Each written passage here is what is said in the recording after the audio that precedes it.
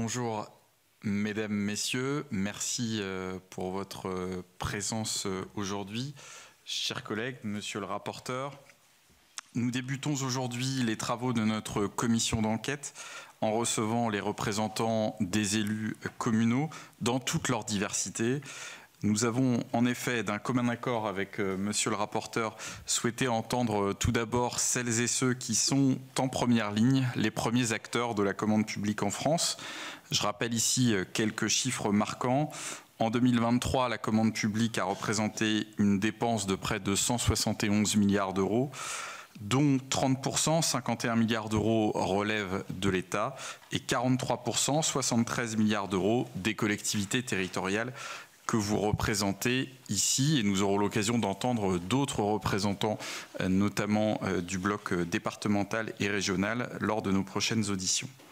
Ces collectivités ont passé près de 195 000 marchés, quand l'État en a lui passé 20 000.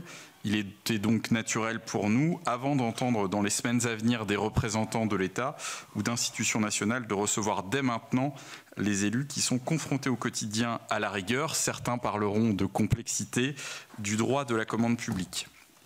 Nous avons donc le plaisir d'accueillir, en tant que représentant de l'Association des maires de France, monsieur Emmanuel Salaberry, maire de Talence et coprésident de la commission des finances de l'association. En tant que représentant de l'association France Urbaine, monsieur Hervé Fournier, par ailleurs conseiller municipal de Nantes. En tant que représentant des maires ruraux, monsieur Joël Marivin, maire de Kerfourne, dans le Morbihan, et président de l'association des maires ruraux de ce département. Je vous informe que cette audition sera diffusée en direct sur le site du Sénat et fera l'objet d'un compte-rendu publié. Je rappelle également qu'un faux témoignage devant notre commission d'enquête sera passible des peines prévues aux articles 434-13, 434-14 et 434-15 du Code pénal, soit 75 000 € d'amende et jusqu'à 5 ans d'emprisonnement, voire 7 ans en fonction des circonstances. Je vous invite donc à prêter serment de dire toute la vérité, rien que la vérité. Veuillez s'il vous plaît, messieurs, lever la main droite et dire « je le jure ». Merci. Notre commission d'enquête n'a pas vocation à répéter les constats bien connus sur la commande publique ou à formuler des incantations généralistes. C'est un état d'esprit que nous partageons avec monsieur le rapporteur, qui serait sans lien avec l'expérience des élus qui en font usage au quotidien. C'est pourquoi je vous prie, et nous vous prions avec monsieur le rapporteur, de bien vouloir nous présenter systématiquement un exemple concret de marché ayant permis de cerner des difficultés particulières qui peuvent être d'ordre juridique, économique ou administratif et concerner aussi bien la passation des marchés que leur exécution. Votre témoignage nous sera particulièrement précieux pour identifier ou confirmer les difficultés récurrentes rencontrées par les élus locaux en matière de commande publique et faire apparaître sur des points précis un besoin de simplification ou d'évolution de la réglementation, au bénéfice également de nos très petites et moyennes entreprises. Je vous laisse maintenant la parole pour une intervention liminaire d'une dizaine de minutes chacun. Ensuite, monsieur le rapporteur interviendra. Première réponse aux questions de monsieur le rapporteur, et puis ensuite les collègues pourront intervenir comme ils le souhaitent. Je vous remercie. Alors dans l'ordre que vous souhaitez, pas de préséance. Monsieur le Président, Monsieur le rapporteur, Mesdames et Messieurs les membres de la Commission, chers collègues. Donc je suis Hervé Fournier, conseiller, vous l'avez dit, municipal de la ville de Nantes et conseiller communautaire à la ville de Nantes en charge de la commande publique. Et à ce titre, aussi coprésident d'un forum au sein de France Urbaine sur le sujet. Et c'est à ce titre que je vais témoigner de l'expérience et des territoires adhérents à France Urbaine. Alors France Urbaine, c'est un regroupement de grandes collectivités, des grandes villes françaises de plus de 100 000 habitants et des EPCI de plus de 250 000 habitants. Nous sommes une centaine d'adhérents. Alors la commande publique à France Urbaine, elle existe, j'allais dire, dès lors qu'elle participe du suivi et de l'animation des politiques, des différentes politiques publiques thématiques au sein des collectivités. Et donc, nous avons des groupes thématiques sur le SS, sur l'alimentation, sur le numérique. Et donc, à ce titre, on touchait déjà le sujet de la commande publique. Et depuis quelques années, nous avons souhaité approfondir, j'allais dire, la culture et l'expertise et les compétences autour de la commande publique. Et c'est pour cela que nous avons un forum des acheteurs consacré et destiné aux agents des collectivités, de nos collectivités, et un forum d'élus qui se réunit à peu près tous les 2 mois pour évoluer et partager leurs pratiques sur le sujet. Alors notre mobilisation aujourd'hui, elle est prioritairement destinée à la révision des directives européennes, celle de 2014 sur les marchés publics, les concessions, enfin tout ce qui nous emmenait sur la culture de la libre concurrence qui, déclinée dans le Code des marchés publics,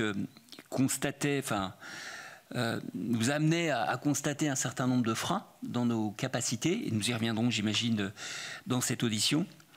Et puis, ce groupe d'élus est aussi très mobilisé sur, je l'ai dit, des retours d'expérience sur la question alimentaire. On s'est beaucoup mobilisé là-dessus, j'y reviendrai également.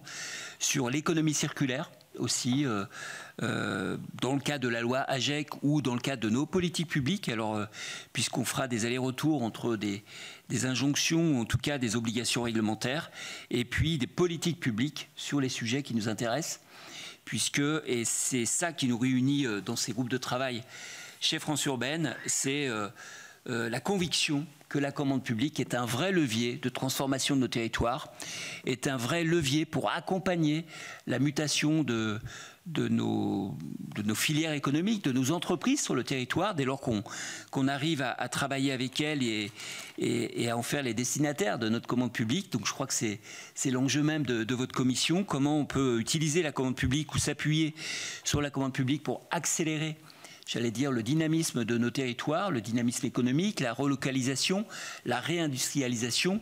Et vous savez qu'en Loire-Atlantique, c'est un sujet, j'allais dire, important, territoire de longue date avec un terrain, j'allais dire, industriel et d'acteurs dans tous les secteurs de l'économie. Donc comment la commande publique de notre ville, de nos collectivités et de nos territoires peut encourager, favoriser des initiatives, des entreprises ou des groupements d'entreprises sur nos territoires. Donc voilà un petit peu ce que je pouvais dire en ouverture.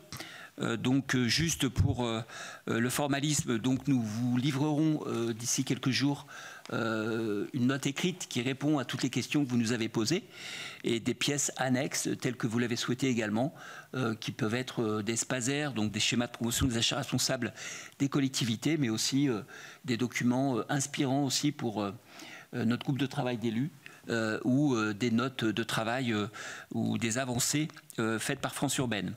Et je termine en mentionnant un plaidoyer de France Urbaine pour faire évoluer le Code des marchés publics, pour faire évoluer les directives européennes, je vous l'ai dit, mais aussi pour prendre sa part aussi dans le débat sur les projets de loi et ce qui va venir sur la loi de simplification administrative, dans lequel, là aussi, on peut pousser quelques micro-sujets qui relèvent de l'agilité de la commande publique pour ces prochains mois, ces prochaines années. Merci pour votre attention à ce stade. Merci, Monsieur Fournier. Qui souhaite enchaîner? Bien, merci Monsieur le Président, Monsieur le rapporteur, Mesdames, Messieurs les sénateurs. Je suis donc Emmanuel Salaberry, je suis l'heureux maire de Talence, en Gironde, co-président de la commission finance de l'AMF et j'étais dans ma prime jeunesse acheteur public. C'est comme ça d'ailleurs que souvent les maires sont à la recherche parfois de compétences juridiques sur ce domaine à la fois passionnant mais qui fait souvent peur.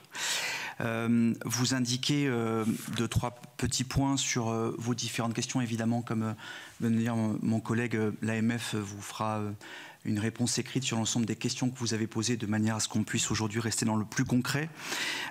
Rappelez qu'au niveau de l'AMF, nous n'avons pas de commission particulière sur l'AMF, mais que mon confrère Pierre Le Goff, qui est maire de Guémec dans le Finistère, est l'élu référent sur ces thématiques des marchés publics. Nous disposons en revanche d'un groupe de travail spécifique sur la restauration scolaire dont je voudrais vous parler un petit peu plus tard aussi, qui représente un outil puissant sur lequel parfois certaines choses viennent s'entrechoquer pour pas forcément forcément être au meilleur de ce qu'on peut faire de mieux en matière de simplicité. Vous l'avez rappelé, Monsieur le Président, sur 22 milliards d'euros, 49% ce sont les communes qui passent les marchés publics. Donc on représente de très largement un point particulier avec deux thématiques qui représentent la quasi-totalité. Ce sont les aménagements pour un peu plus de 8 milliards d'euros, 8 milliards 2 exactement, et les bâtiments publics pour 9 milliards 4. Aujourd'hui, nous poussons évidemment comme vient de le dire mon confrère, pour une simplification évidemment de ce code. Je pense qu'il s'agira aussi de donner de la visibilité. Alors on est sur une année particulière du mandat. Les formations très souvent demandées par nos confrères et nos collègues de l'AMF en début de mandat concernent les marchés publics. Évidemment, les réalités sont d'ordre très différent que l'on soit maire d'une plus petite commune ou d'une plus grande. Certaines communes font appel à des groupements, d'autres sont plus autonomes. On y retrouve beaucoup de craintes, puisque le juge sait en revanche très rapidement sanctionner tout élément ou tout écart.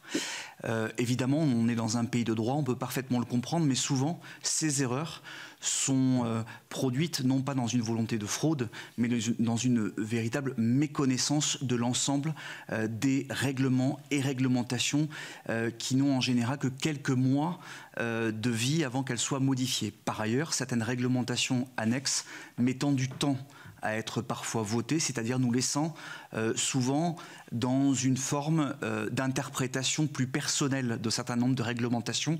Et c'est aussi à ça que je veux m'attacher devant vous aujourd'hui, de rappeler votre pouvoir très important, le législateur. Je pense qu'il est très dangereux aujourd'hui que le juge administratif soit souvent celui qui départage quand on méconnaît certaines règles de droit, c'est-à-dire celui qui vient préciser par la jurisprudence ce que l'on peut entendre par un texte de loi. Donc on parle très souvent d'une inflation normative. Dans certains cas, certains flous peuvent demeurer. Donc c'est le juge qui vient, à la place du législateur ou des exécutants, vient préciser un certain nombre de points. Je voulais, et on voulait évidemment au nom de l'AMF saluer ce travail de simplification ou faire part du fait que nous avons l'impression, nous les élus, et c'est pour ça qu'on est très heureux de participer aujourd'hui à votre commission, c'est une première pour moi, de pouvoir dire qu'il y a eu un mouvement de simplification qui s'est fait sur les dernières années, beaucoup au niveau des opérateurs économiques, et notamment à destination des entreprises pour leur permettre une plus grande accessibilité au marché public, un certain nombre de formes. Et finalement, que le côté simplification pour les collectivités, pour les donneurs d'ordre, lui, a été mis complètement de côté. Donc l'idée n'est pas de nous opposer aux opérateurs économiques, il faut être deux pour passer un marché, mais de saluer cette volonté de pouvoir avancer dans la simplification pour celles et ceux qui donnent les ordres d'exécution. Terminer mon propos, Monsieur le Président, mes chers collègues, par un souhait. Notre monde est pour le coup relativement incertain. Les maires que je représente aujourd'hui en cadre de l'AMF sont des investisseurs. Ils n'aiment pas l'incertitude. Et donc, le fait de pouvoir donner une vision claire dans un contexte économique, on le sait, dégradé, indépendamment des contextes internationaux ou macroéconomiques qui nous échappent un peu plus, doit nous permettre justement, dès le début du mandat prochain, sachant qu'on va rentrer dans un tunnel électoral qui verra un certain nombre d'élections programmées ou non, eh bien avoir lieu, qu'on puisse donner une vraie visibilité aux maires pour, dès le début de leur mandat, pouvoir participer à ce lever puissant et qui fait une singularité, mais une vraie fierté de notre pays aujourd'hui, c'est-à-dire la commande publique dans tout ce qu'elle a de plus aussi respectable. Et me semble-t-il aussi que l'on puisse s'éloigner dans votre volonté, Monsieur le Président, d'être dans la simplification, mais aussi d'une certaine forme de caricature qui voudrait qu'on soit systématiquement des mauvais acheteurs ou qu'on méconnaît tout ça. C'est très loin de la réalité de ce que l'on est sur le territoire. En revanche, il peut y avoir, et on essaiera de répondre à vos questions, des réformes simples qui permettraient une vraie libération tout en respectant le côté cardinal qu'ont le Code des marchés publics pour nous aujourd'hui. Merci de votre attention. Merci beaucoup, Monsieur Salaberry. Monsieur Marivin, pour l'Association des maires ruraux. Messieurs les représentants des élus, mes chers collègues. Alors c'est vrai que nous, la commande publique pour les communes rurales est avant tout un outil. Et c'est certainement pas tellement le domaine où on passe beaucoup de temps. Nous sommes happés par le quotidien. Et c'est vrai que je ne suis pas sûr qu'on respecte l'intégralité de toutes les règles dans les marchés publics. Alors c'est vrai qu'on a finalement peut-être deux types de situations. Il faudrait quand même déjà dire que finalement la multiplicité des décideurs fait qu'il y a une bonne irrigation du marché. Notamment, c'est quelquefois on voit bien que ce phénomène de groupement concentre les marchés sur quelques entreprises, et dans les communes rurales, nous on va faire plutôt appel à ceux qui sont en proximité, ceux qui nous ont déjà répondu. Alors c'est vrai que est-ce que c'est du favoritisme ? Je ne le sais pas. Ce qui m'intéresse finalement, c'est d'aboutir à l'objectif, c'est de réaliser notre projet ou notre commande. Je constate finalement peut-être deux cas particuliers avec des élus qui vont ne pas trop hésiter à actionner les marchés en utilisant les solutions à disposition. Je pense que nous sommes des adeptes de la débrouillardise. Donc on va soit utiliser des élus qui ont des compétences, des assistances à maîtrise d'ouvrage, des architectes, des géomètres, enfin tout l'environnement que nous pouvons avoir à proximité.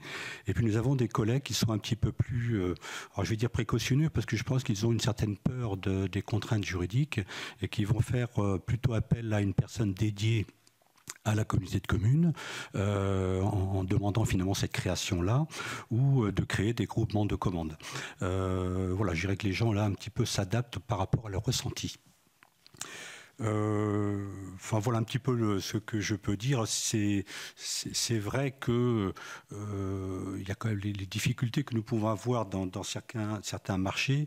C'est finalement des cas de figure lorsque nous avons des rénovations. Bon, les rénovations par principe, on a quand même du mal à savoir exactement quel va être le marché initial. Il va toujours avoir des modifications dernière minute que nous allons devoir mettre en place puisque évidemment le problème n'était pas anticipé. Les groupements de commandes peuvent se faire, on a pratiqué un petit peu, c'est quand même assez lourd de mettre en œuvre et quelquefois l'intérêt que l'on y voyait de cette lourdeur, c'était l'économie que l'on pouvait réaliser.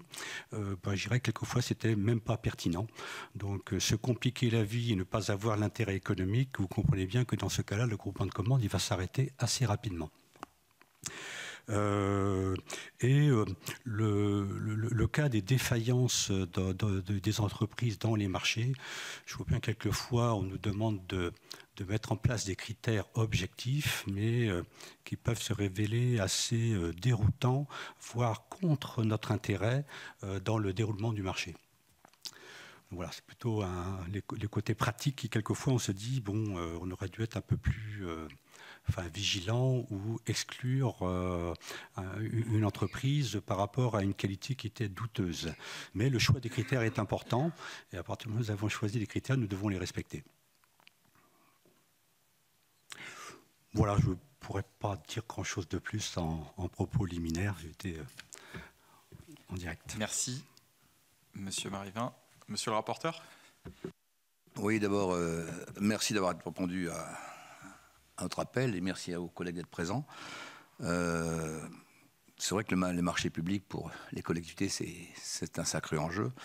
Et en préambule, avant votre réponse écrite, 3 petites questions assez directes d'ailleurs, où chacun pourra s'y retrouver en fonction de la question. D'abord, quelle serait pour vous la principale simplification pour aider les communes dans leur passation et l'exécution de leur marché? En voilà une. Comment, dans quelle mesure les communes parviennent-elles à soutenir le tissu local par la commande de leurs achats, par la commande publique? La dernière, vous avez parlé de ça, les 3 questions, enfin les 3 ont été évoquées. Comment les élus locaux vous semblent-ils suffisamment armés et sensibilisés justement à la peine pénale des marchés publics? Voilà, alors chacun pourra en prendre une ou vous prenez les 3 comme vous voulez. Merci, monsieur le rapporteur. Là aussi, ordre de réponse, on va varier. Monsieur Marivin. Oui, pour la dernière question, le pénal, heureusement que nous n'y pensons pas, sinon nous démissionnerions. Voilà, je ne peux pas vous donner une autre réponse.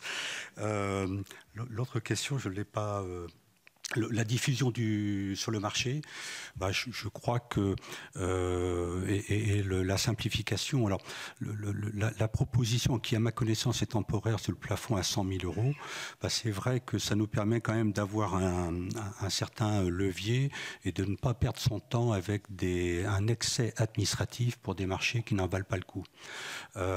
Évidemment, alors après, que ce soit 100 000, 150 000, je n'ai pas d'avis là-dessus. À partir du moment où on a des petits achats, il n'y a pas besoin d'avoir des règles trop scrupuleuses. Par contre, lorsqu'on a des travaux, évidemment, là, on est obligé de passer par la règle classique.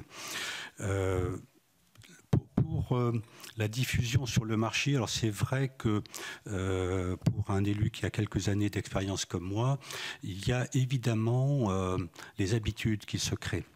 On peut confondre ça avec du favoritisme, mais je considère que lorsqu'on connaît quelqu'un, il y a déjà une bonne partie du travail qui est fait. Et donc, on va discuter de l'essentiel. Et donc, voilà. Donc, je ne sais pas si pénalement ou légalement c'est contestable. Comme je vous l'ai dit tout à l'heure, ça ne fait pas partie de nos préoccupations quotidiennes. Merci. Monsieur Salaberry.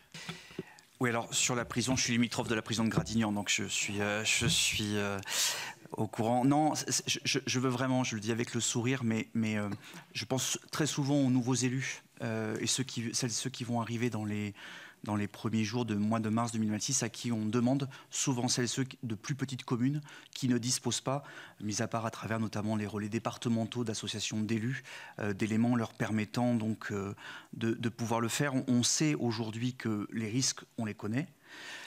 J'ai envie de dire, évidemment, et vous le savez, que la quasi-totalité des élus est de bonne foi, même quand ils se trompent.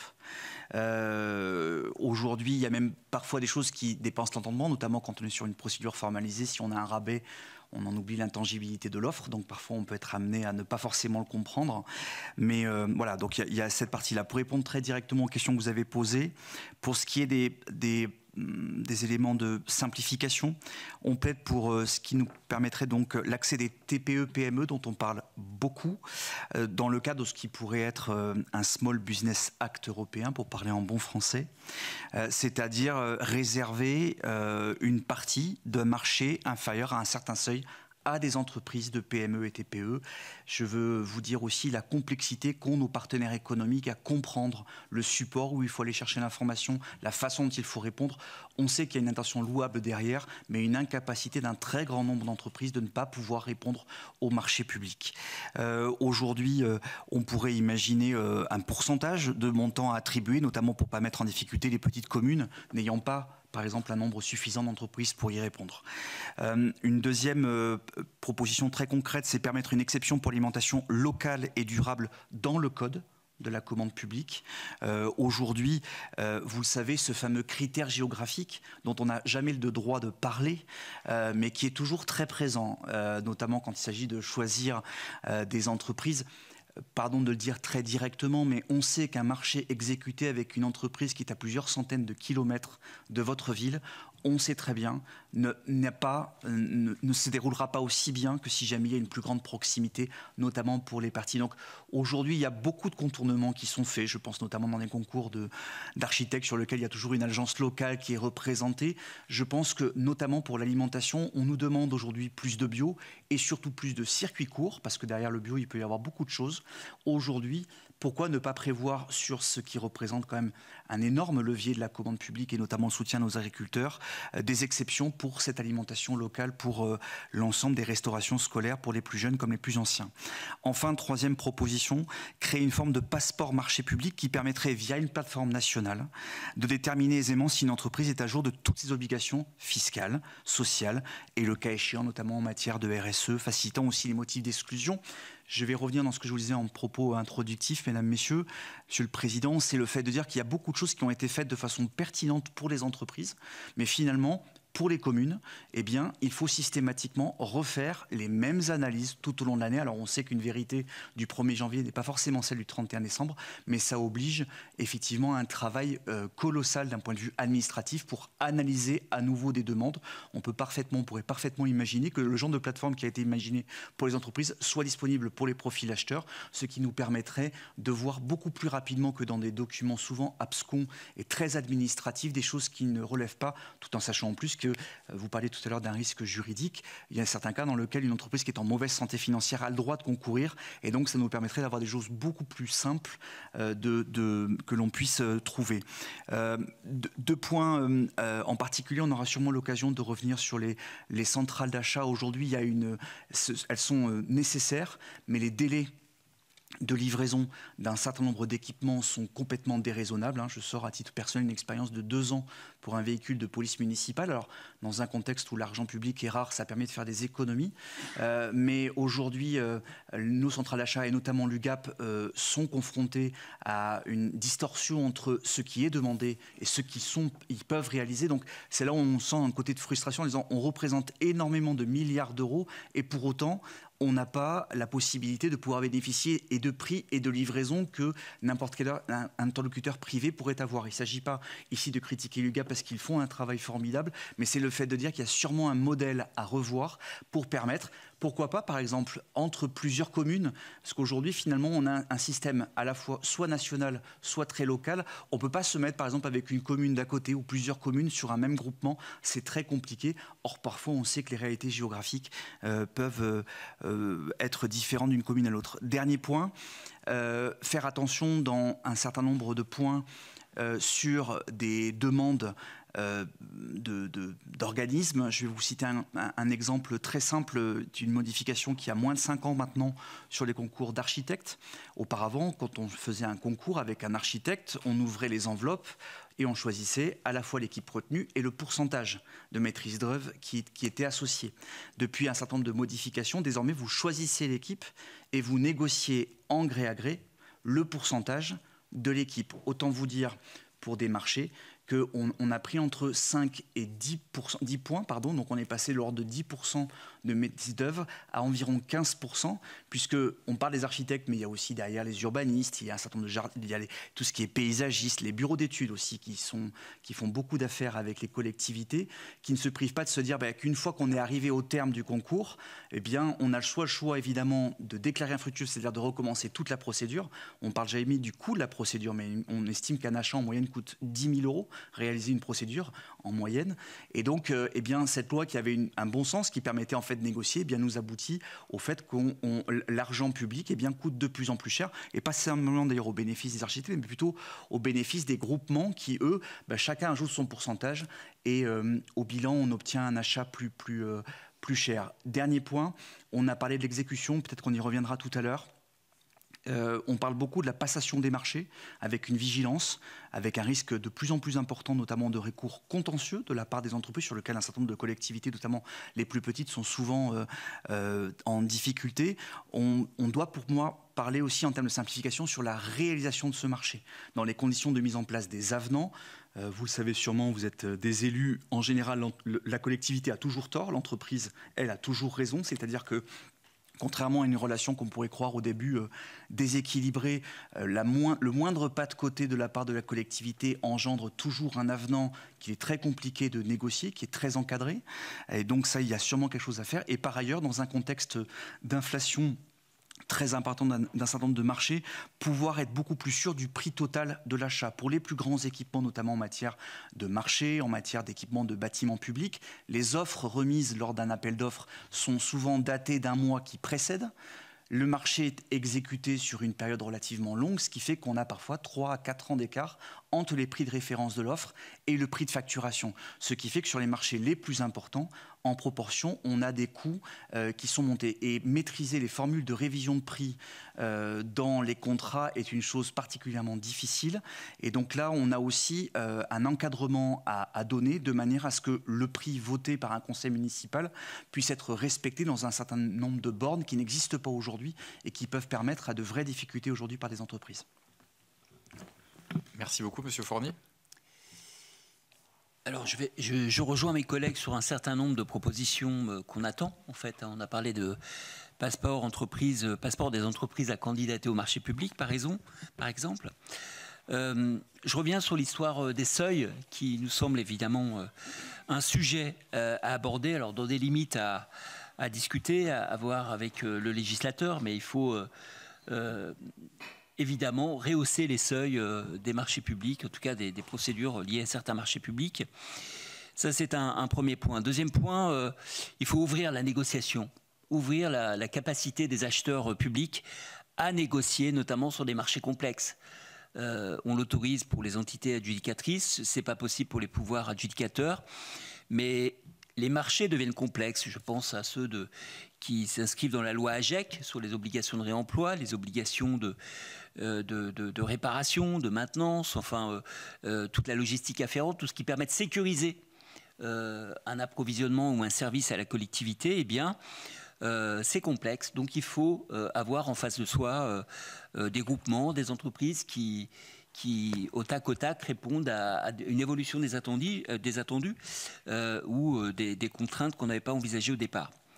Donc ça, la négociation, pour nous, ça nous semble un point très très important à autoriser.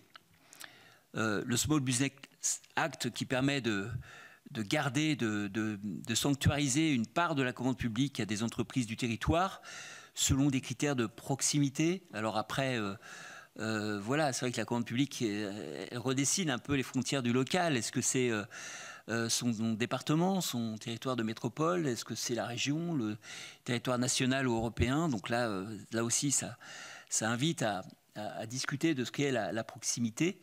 J'utilise pas délibérément le mot de local. Et puis, parce qu'on s'en est un cas pratique, libérer, ou en tout cas donner aux acheteurs la possibilité de choisir la façon dont il va acheter son alimentation. L'alimentation pour ses EHPAD, l'alimentation pour ses cantines, qui est le premier sujet de la commande publique perçu, compris, qui donne débat avec nos citoyens, nos électeurs. Et là, c'est un vrai sujet parce que on ne comprend pas que les aliments, parfois, viennent de très loin.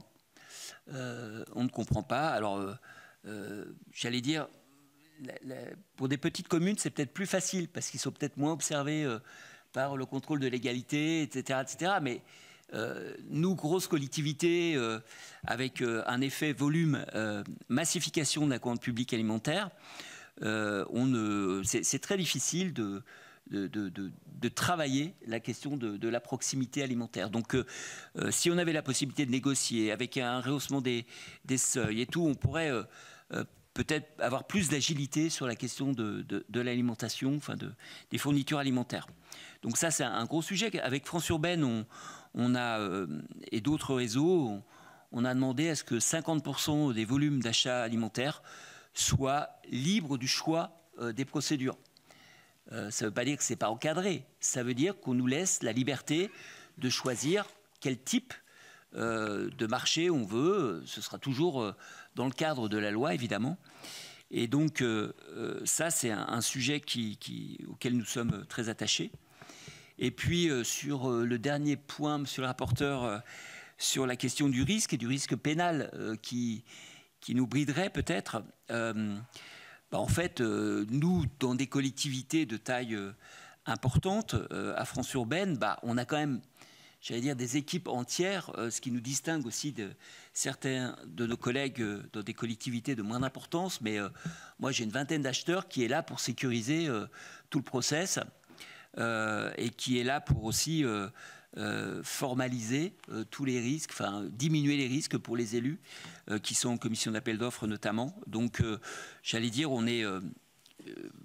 Enfin bon, le risque est toujours là, je l'entends, mais en tout cas, avec des équipes à l'œuvre, ce risque diminue. Juste donner un ordre d'idée. Hein, donc, pour un élu en charge de la commande publique comme celui de Nantes que je suis, Nantes et Nantes Métropole, les marchés publics, c'est 1200 consultations par an. C'est 300 à 400 acheteurs qui vont mettre le crayon dans la rédaction du besoin, dans la rédaction du marché. Et c'est une vingtaine de personnes en fonction support qui vont, j'allais dire, sécuriser la procédure, voire l'amener à aller au-delà de ce qui est attendu du Code des marchés publics en injectant plus de clauses environnementales ou sociales. Nous y reviendrons dans cette audition. Merci beaucoup. Je vais maintenant donner la parole aux collègues qui souhaiteraient intervenir, poser des questions.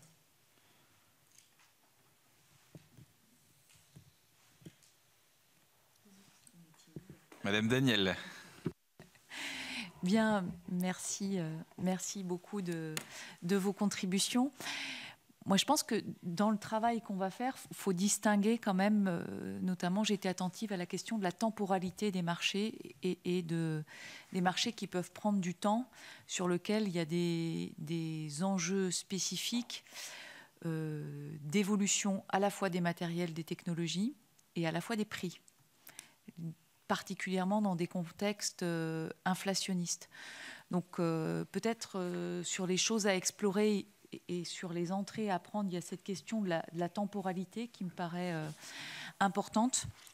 Alors pour avoir beaucoup travaillé sur les marchés de l'alimentation et pour avoir tourné le problème un peu dans tous les sens côté recherche, c'est vrai que la question de la proximité, de la distance, du circuit court, lié à la géographie, lié au nombre d'intermédiaires, lié à l'empreinte carbone, lié à la périssabilité des produits. Enfin, tout ça, c'est quand même multicritères et c'est quand même très, très difficile à apprécier. Donc, si vous avez des pistes ou des expériences de simplification, de volets un petit peu pragmatiques dans ce domaine, parce que, évidemment, ce qu'il y a derrière, c'est la question, le bon sens nous dit, évidemment, il faut choisir des fournisseurs de proximité, mais évidemment, plus on est en proximité, plus on a des opportunités de connaître les opérateurs, et plus aussi on peut être en difficulté sur la question du choix et du choix du fournisseur et de l'opérateur. Donc c'est aussi une question complexe qui à la fois est une demande des citoyens, mais qui à la fois peut aussi exposer les élus. Enfin, je vous souhaite bonne chance si vous voulez trouver un fournisseur de muscadet pour telle ou telle ville en Loire-Atlantique, parce que évidemment que tout le monde est en concurrence et que tout le monde connaît tout le monde et que faire des choix, c'est évidemment... je prends cet exemple au hasard, mais je pense qu'il parle à tout le monde. Et moi, je crois qu'il y a... alors, vous êtes les premiers, donc on pose un peu les questions qui, moi, me paraissent aussi importantes dans le cadre de notre commission d'enquête, et je salue nos présidents et rapporteurs, puisque c'est notre première réunion. Il y a la question des coûts et des prix. Évidemment qui est un élément d'interrogation légitime des citoyens. Alors, on a l'image que parfois, souvent, un acte d'achat par une commande publique est plus cher que pour un opérateur privé ou pour le commun des mortels. Alors, on prend souvent l'exemple soit de gros marchés dans le domaine du BTP et puis l'exemple aussi de la gomme ou du crayon qui est acheté plus cher pour une école que par nous-mêmes dans un supermarché du coin. Donc je pense que tout ça, c'est des questions sur lesquelles soit on doit conforter des idées reçues en les étayant, en les illustrant et en les renseignant, soit on doit les démonter et dire qu'effectivement ce n'est pas, c'est une légende urbaine ou rurale, mais en tous les cas, si on démontre aussi que c'est une légende et que ça n'a pas lieu de se propager et que tout va bien de ce côté-là, du côté de la maîtrise des coûts, des prix, eh bien, il faut aussi le démontrer. Et je reviens à ma première idée de la temporalité. Je prends un exemple parce que Simon, tout à l'heure, tu nous as amené à prendre des exemples. Par exemple, on passe un marché sur un matériel informatique. Si le marché prend 2 ans à se faire, on a vu quand même des collectivités se faire refourguer du matériel obsolète au prix fort, quoi. Et là, ce n'est pas acceptable du point de vue de l'intérêt de la collectivité et de l'intérêt public. Merci beaucoup. Monsieur Mériou. Merci d'abord de vos présentations. Moi, je rebondis sur ce que dit ma collègue. Est-ce que vous estimez que les marchés publics, avec quand même une lourdeur, une rigidité qui est quand même importante, sont facteurs d'augmentation de coûts?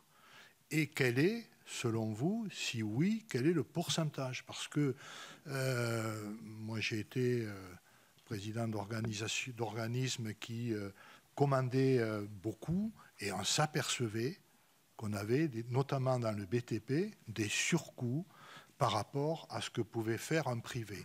Et un préfet d'un département qui m'est cher me disait, ce que je donne en DETR, c'est parfois le surcoût de la commande publique par rapport à une négociation qui pourrait être faite avec un industriel ou un opérateur de ma commune. Et on n'est pas sur des petites sommes, on est sur des sommes, vous l'avez dit, des sommes majeures. Donc,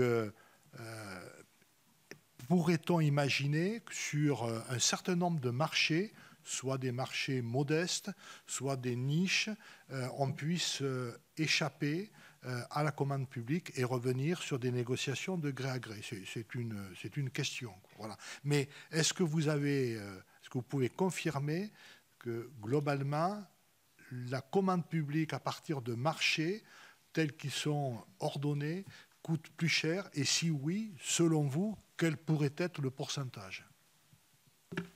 Merci, Monsieur Cabanel. Et puis, je vous propose qu'on ait une première... Oui, merci. Merci, Président. Oui, je partage tout à fait ce qui vient d'être dit par rapport au coût de la commande publique. Et voilà, est-ce que vous pensez qu'effectivement le coût est supérieur ou voilà. Vous avez évoqué des exceptions sur l'alimentation locale et durable, notamment au niveau de la restauration scolaire. Il existe quand même des associations nationales qui permettent justement donc de faciliter donc la commande publique. Bon, dans ma région, il y a Occitalim qui a été mis en place par la région au niveau national et agri-local, qui sont quand même des associations qui permettent de faciliter la commande publique. Et qu'est-ce que vous en pensez? Et puis j'en ai une autre que j'ai oubliée, peut-être qui me reviendra tout à l'heure. Merci. Monsieur Salmon. Merci, Monsieur le Président. Merci pour vos exposés. Effectivement, comme cela a été dit, on est toujours avec la commande publique sur une ligne de crête.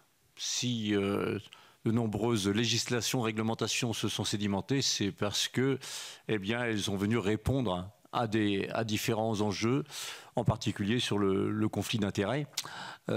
Et aujourd'hui, eh bien, il faut qu'on arrive à atterrir sur un équilibre. Donc voilà, c'est là où je pense que cette commission d'enquête doit nous amener un certain nombre de préconisations pour trouver jusqu'où est-ce que l'on va pour se protéger de ce conflit d'intérêts sans venir construire une usine à gaz qui fait qu'au bout du compte, plus personne ne s'y retrouve. Alors, aujourd'hui arrive également dans la commande publique, enfin c'est pas d'aujourd'hui, c'est depuis quelques années, arrive une autre dimension, c'est la dimension de la transition écologique qui amène à amener de nombreux critères en termes d'empreinte écologique. Là aussi, c'est venu complexifier cette commande publique. Mais à la fois, là aussi, ce n'est pas optionnel. Il faut absolument qu'on avance dans ce sens-là.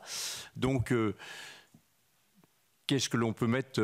enfin, jusqu'où vous pensez qu'on peut aller dans la critérisation? Je sais bien qu'aujourd'hui, il fut un temps où c'était vraiment le moins-disant qui remportait pratiquement et qu'on avait le critère coût qui effaçait pratiquement les autres critères.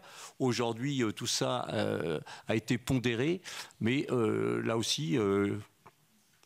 Comment vous faites qu'est-ce que vous préconisez dans la commande publique en termes de pourcentage, de technicité, expérience et peut-être tous les critères environnementaux. Dernière chose, pour y avoir été confronté bien souvent en tant qu'élu local, nous faisons face très souvent à des défauts d'entreprise. Je n'ai pas connu un seul chantier dans ces 10 dernières années où il n'y avait pas une entreprise sur un chantier un peu conséquent qui eh bien, nous abandonne en cours de route et avec des coûts à la clé qui sont terribles avec pour les collectivités locales une grande difficulté à retomber sur ses pieds et voilà, des fois des délais qui n'en finissent pas et une difficulté d'ailleurs pour une entreprise de reprendre derrière une autre entreprise en amenant les mêmes garanties. Donc voilà, quelles sont à votre avis les évolutions qu'on doit apporter pour faciliter la tâche des collectivités au niveau de cette commande publique? Merci.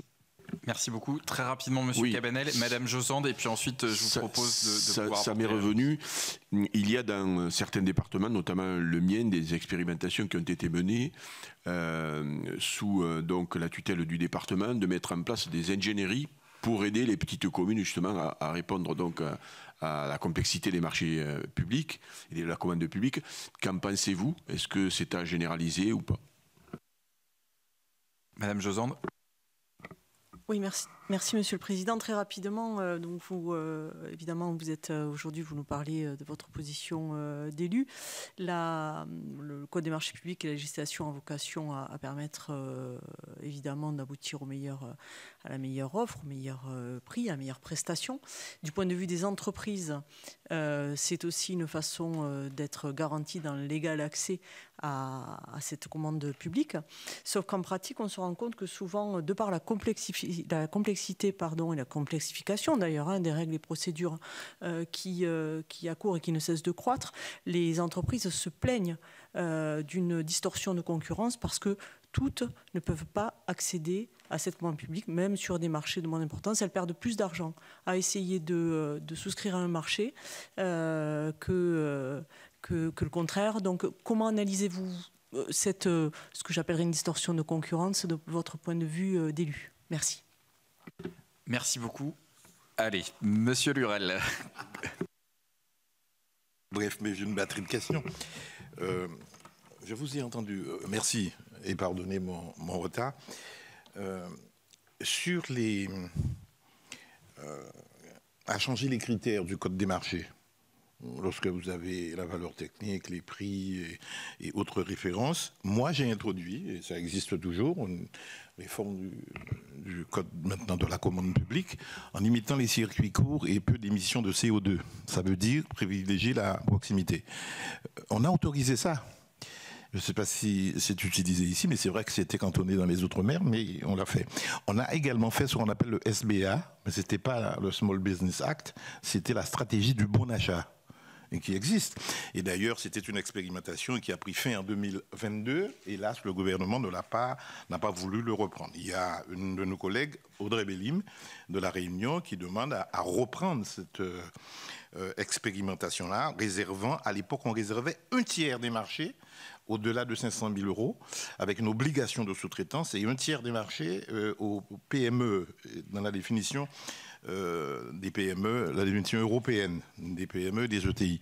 Et donc, ça existe, avec l'expérimentation, et peut-être en tirer des conclusions de cette expérimentation-là. Je ne sais pas si vous en êtes informé, mais je vous invite à vous intéresser à cette question. La deuxième chose, c'est la taille des communes. Les petites communes de moins de 10 000 habitants ont du mal à avoir un vrai service des marchés. Et à l'époque, pour faire face à cette pénurie de compétences et d'expertise, on avait créé à la région une unité pour travailler avec les communes et préparer les marchés. Parce que quand il s'agit de petits marchés, de travaux, de fournitures, de services, c'est pas un problème. Mais quand il s'agit de marchés complexes, je peux vous dire, ils n'ont pas les compétences pour faire ça, y compris la préfecture. Pourtant, c'était le rôle de la NCT, hier de je ne sais plus quel autre organisme d'État. Aujourd'hui, il y a là une déficience et on dit qu'il y a un déficit d'expertise et d'assistance technique. Pourtant, l'Europe finance ça. Donc, qu'en pensez-vous? Est-ce qu'on peut mieux exploiter ce créneau-là pour aider les petites communes à avoir une équipe technique, soit par le département, soit par la région, soit par l'État ou par les agences de l'État. Ensuite, dernière question, mais il y en aurait beaucoup, c'est sur le risque qui pèse sur les élus. Lorsque vous faites un marché, on commence à vous dire favoritisme, prise illégale d'intérêt, complicité, abus de confiance, recel et je ne sais pas quoi. Bon, la première chose, est-ce que vous avez une réflexion, et je suis sûr que vous avez une expérience et une jurisprudence sur ça, sur la définition des besoins? On commence à vous dire qu'un juge, quelle que soit votre probité, ou peut-être les fautes que vous auriez pu commettre, mais quand un juge veut vous avoir, c'est prise illégale d'intérêt, c'est favoritisme. C'est large et c'est mouvant et il n'y a pas presque pas de prescription. C'est vrai qu'ici même au Sénat, on a revu et corrigé cette définition-là, mais manifestement, il y a là une ouverture et les juges n'hésitent pas à s'y engouffrer. Est-ce que vous, en tant qu'élu, et dans votre expérience d'acheteur public, est-ce qu'il y a des préconisations à faire pour une bonne stratégie d'achat en commande publique? Merci beaucoup. Le menu est copieux. On vous propose d'y répondre. Monsieur Fournier. Alors, répondre à quelques-unes des questions, mais pas à toutes. Sur le coût ou les surcoûts liés à la commande publique. Alors, je me tourne vers Christophe Amoretti, Hannequin de France Urbaine, mais je ne crois pas qu'on dispose de chiffres à l'échelle des grandes agglomérations, des grandes collectivités. Même une estimation, en tout cas, moi, depuis Nantes, je n'ai pas ce type de chiffre d'un éventuel surcoût de l'achat public versus achat courant, pour avoir bien compris, je crois, votre demande. Donc je suis démuni pour répondre sur ce premier point. Pour autant, je pense qu'il y a des leviers qui nous permettraient de limiter ce risque de surcoût, comme la négociation, je l'ai dit. Parce qu'une négociation avec des candidats qui ont été retenus dans une phase candidature nous permettrait d'affiner, j'allais dire, de revenir sur le besoin ou les besoins dans le cas d'un marché complexe, peut-être de mettre dans le bon sens certaines des propositions qui auraient pu être faites, parce qu'on est aussi face à des entreprises qui ont des offres sur étagère, comme on dit, donc peut-être qu'il y a un petit peu de dialogue, de la négociation, c'est toujours encadré, hein, mais qui permettrait de limiter le risque de surcoût en cours d'exécution du marché. En tout cas, la négociation est un des leviers peut-être à activer pour limiter ce risque. Nous, on a développé le sourcing, enfin le sourçage de nos acheteurs, c'est-à-dire la capacité et le temps qu'ils consacrent à aller voir les formules un peu nouvelles, enfin les offres un peu nouvelles sur le territoire, dans le secteur du bâtiment, des mobilités, voire de l'alimentation, du réemploi, pour permettre justement d'affiner au mieux nos offres, donc d'être en capacité d'écrire au mieux des cahiers des charges qui aient évolué par rapport à un état de l'art des entreprises, des capacités à répondre. Donc là aussi, on ne peut pas le faire, laisser l'acheteur tout seul face à des entreprises ou une entreprise, puisqu'on revient sur la question du risque de favoritisme. Mais on s'est associé, on fait un ou deux événements par an avec les acheteurs de l'université publique, les acheteurs des 3 collectivités du territoire, département, région, évidemment métropole. Et moi, je suis dans un EPCI de 24 communes. On parlait des petites communes en milieu rural. Moi, j'en ai aussi dans ma métropole. Donc, il y a une mutualisation et une mobilisation, en tout cas un partage de notre expertise du point de vue de la métropole à l'ensemble des acheteurs ou des DGS qui sont dans les, entre guillemets, petites communes.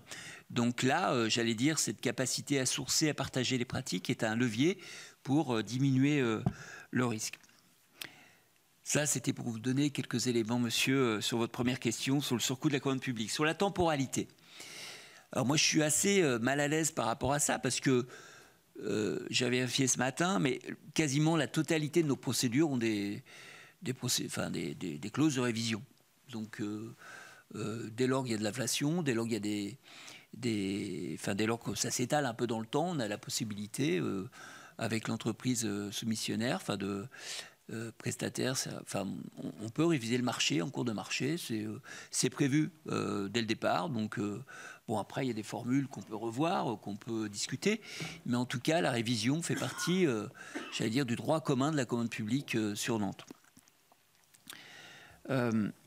Sur la temporalité, je reviens sur le surcoût lié à l'énergie ou surcoût lié à l'envolée du prix des matériaux. J'ai demandé combien d'entreprises étaient venues nous voir avec des réelles difficultés économiques dans l'exécution du marché.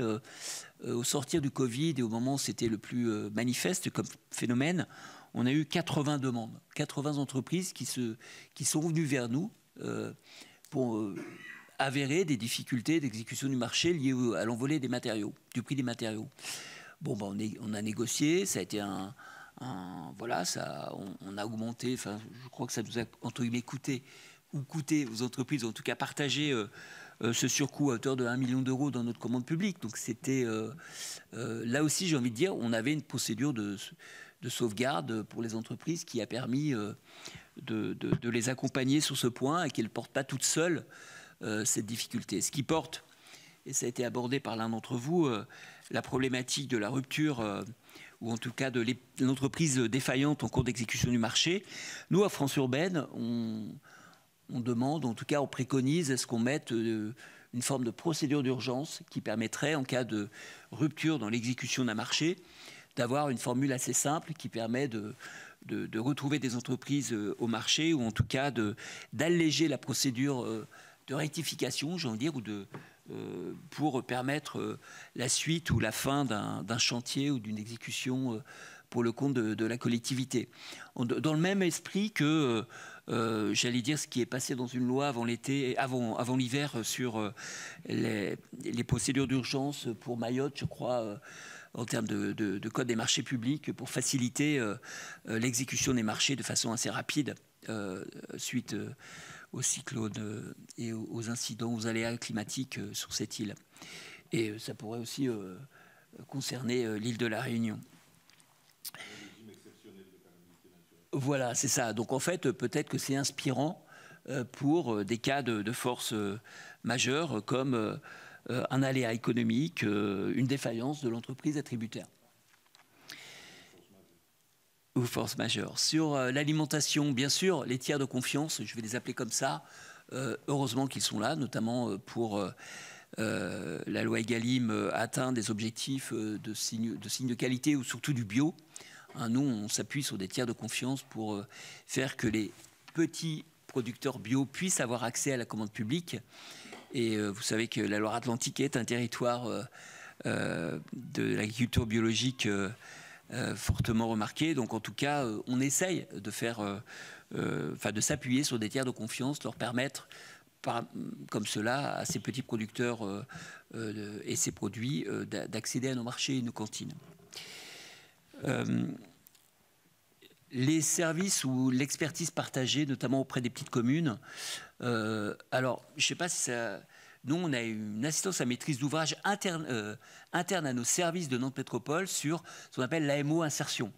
Par exemple, sur les clauses sociales et la capacité dans les marchés publics à réserver des heures d'insertion, notamment, en lien avec l'état de l'art ou l'état des offres possibles des marchés d'insertion, eh bien, on a 4 agents qui travaillent uniquement là-dessus et qui ne travaillent pas simplement pour la ville ou la métropole.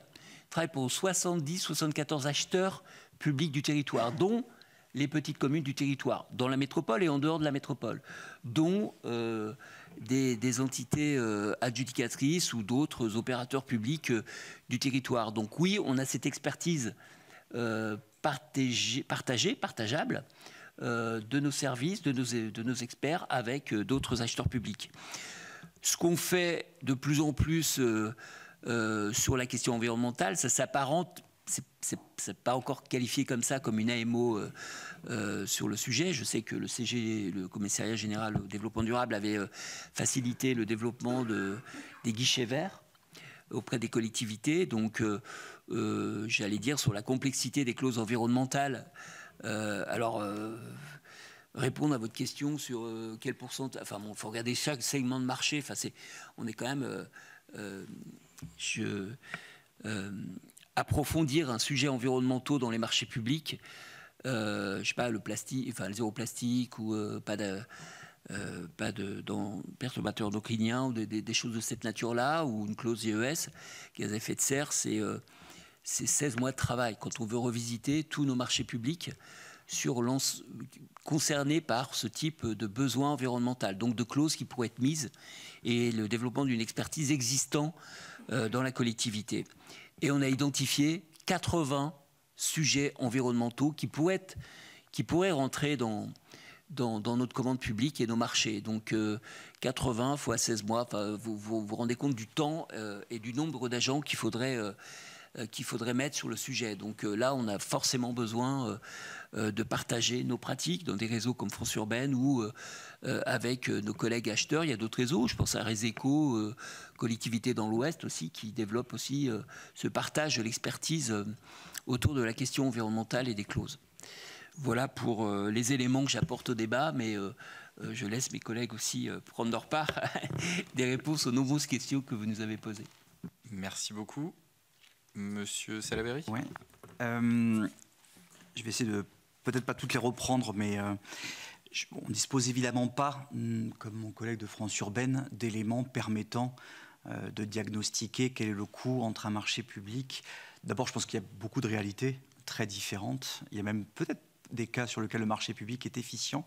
On en parle moins parce que c'est moins vendable. Mais ce qui est sûr, c'est que je ne connais pas un maire qui va vous expliquer que sur les 10 dernières années, construire ou s'équiper coûte moins cher ou la même somme qu'auparavant. Alors il y a un contexte inflationniste très particulier, mais aujourd'hui, il est certain que, et je vais reprendre les propos de mon collègue, il y a plusieurs dogmes à enlever. Le premier, on en a parlé, c'est les seuils.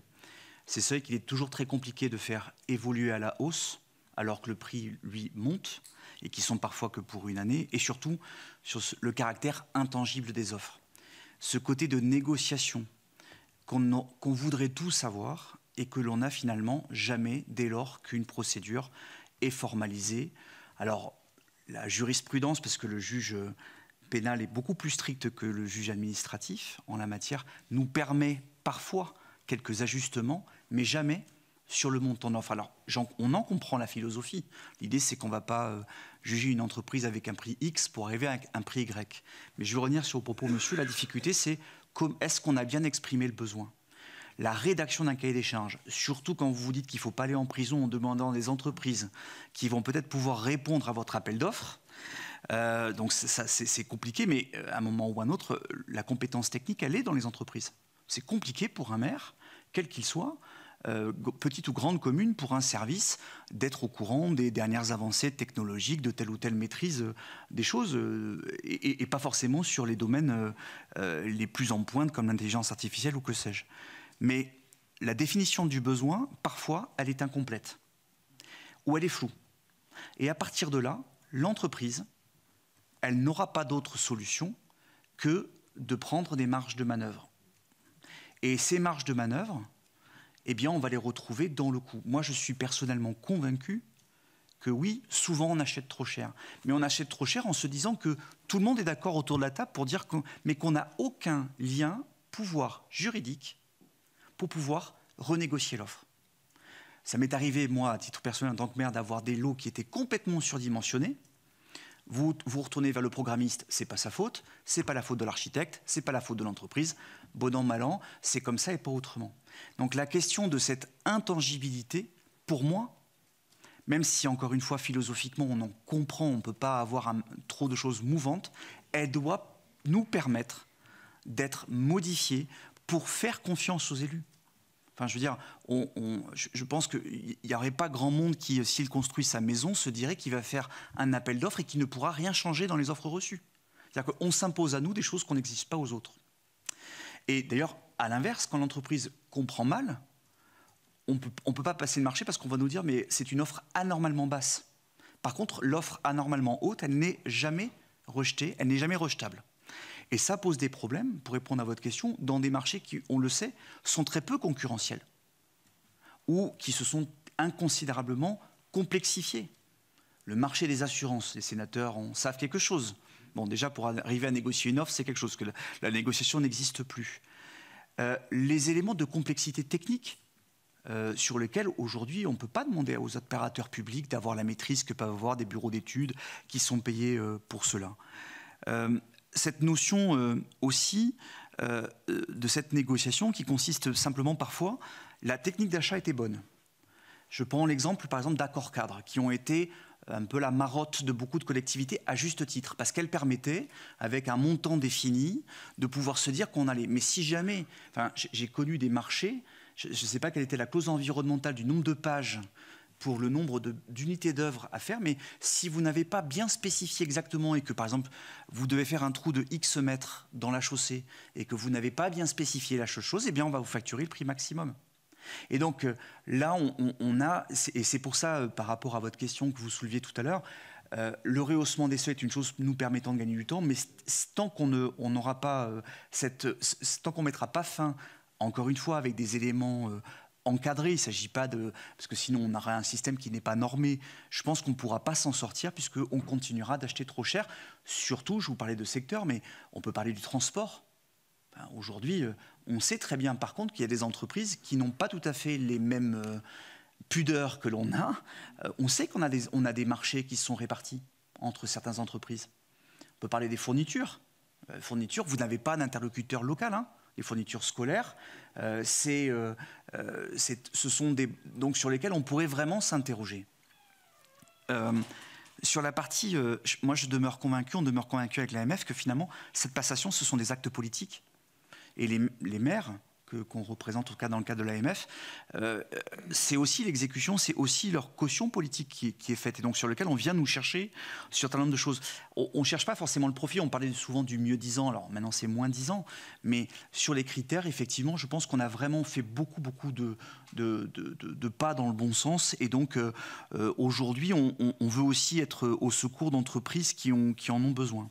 Sur les critères dont vous parliez, monsieur, tout à l'heure, alors, entre les critères d'insertion, les critères d'environnement, les critères de travail, enfin, c'est aujourd'hui, vous associez ça évidemment à la réglementation thermique. Enfin, c'est aujourd'hui impossible, très clairement.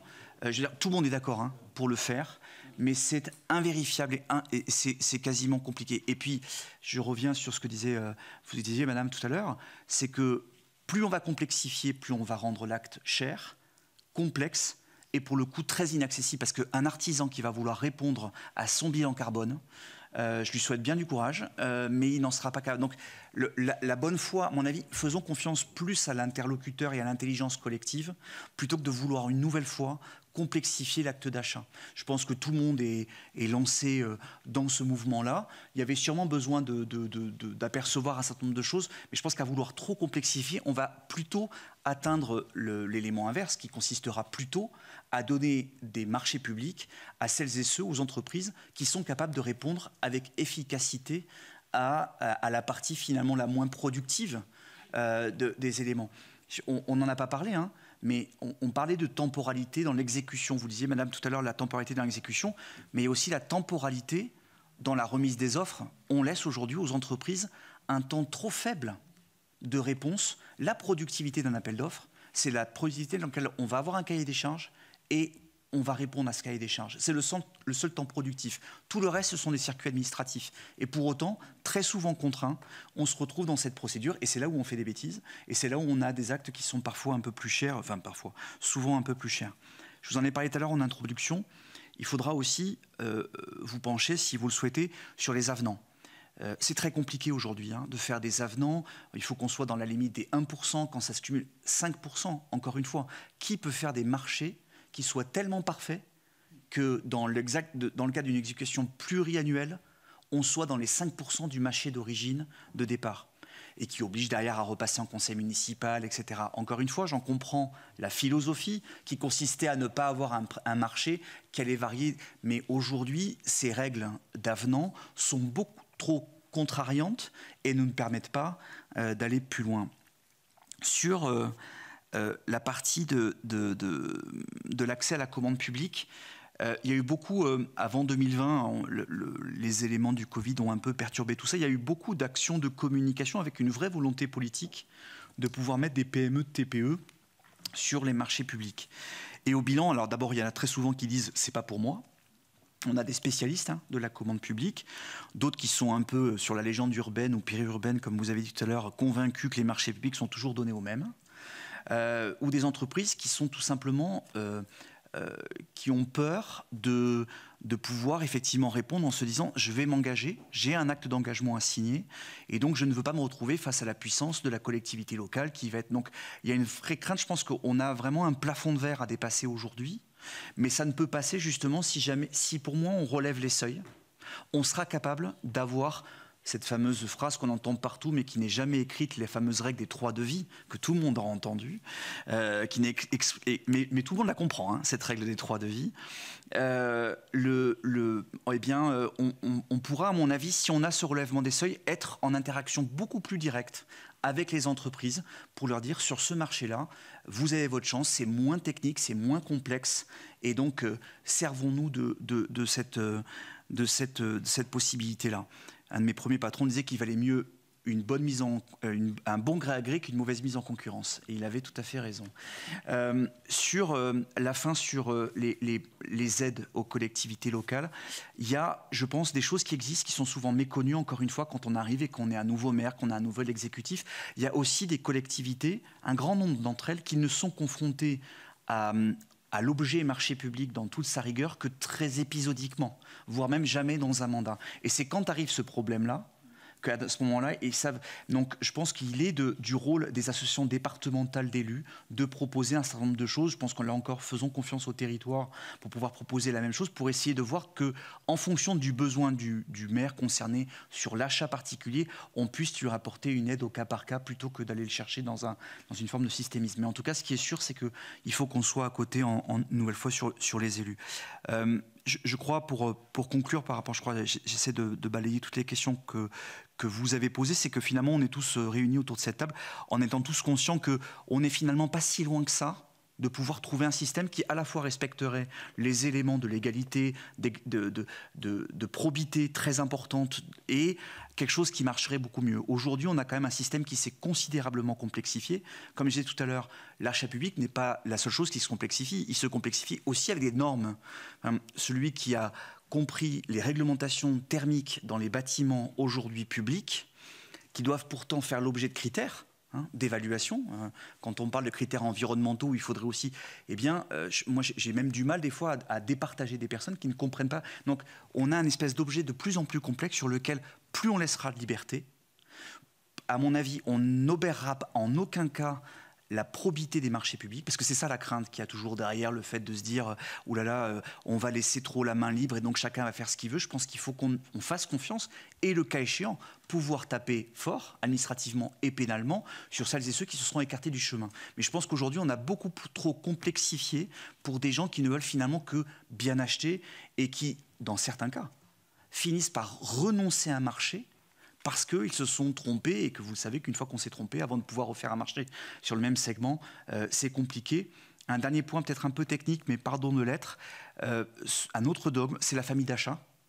Vous savez que chacun des marchés publics est réparti dans une famille d'achat qui doit correspondre systématiquement à la même technique d'achat. C'est un peu technique, mais ça veut dire qu'une fois que vous êtes malheureusement, vous n'avez pas pris la bonne famille d'achat, vous êtes plafonné en montant et vous êtes plafonné en technique. Là aussi, laissons les acheteurs publics. On pourrait en parler d'ailleurs, de la professionnalisation de ce métier qui est très compliqué à trouver. Un acheteur aujourd'hui sait se vendre, parce qu'on a peu d'acheteurs publics sur le segment, mais ces familles d'achat qui obligent donc à toujours être dans cette même technique et donc qui finissent par complexifier toute la famille d'achat proprement parlée.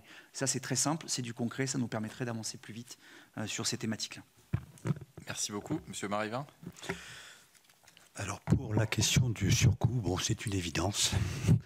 Le dernier logement que l'on a fait, un logement social, 3 logements, 500 000 euros, alors qu'il y avait les murs, c'était que l'étage au-dessus de la boulangerie. Bon, franchement, waouh.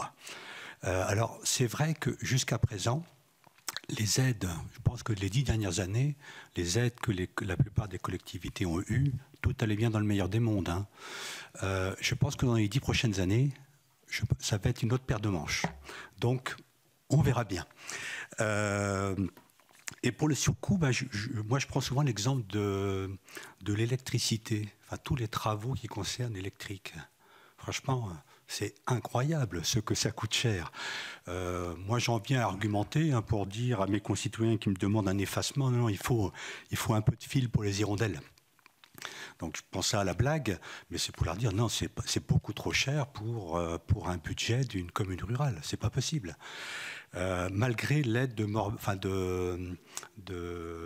Morbihan Énergie pour ce qui nous concerne. C'est lunaire, hein, ces prix. Ensuite, dans la fonction... dans l'achat, de toute façon, on s'adresse à des entreprises qui ont des frais de structure pour gérer les appels d'offres. Nous le payons. Et c'est vrai que lorsqu'on parle des très petites entreprises, il y a une réticence naturelle, y compris pour les petits achats.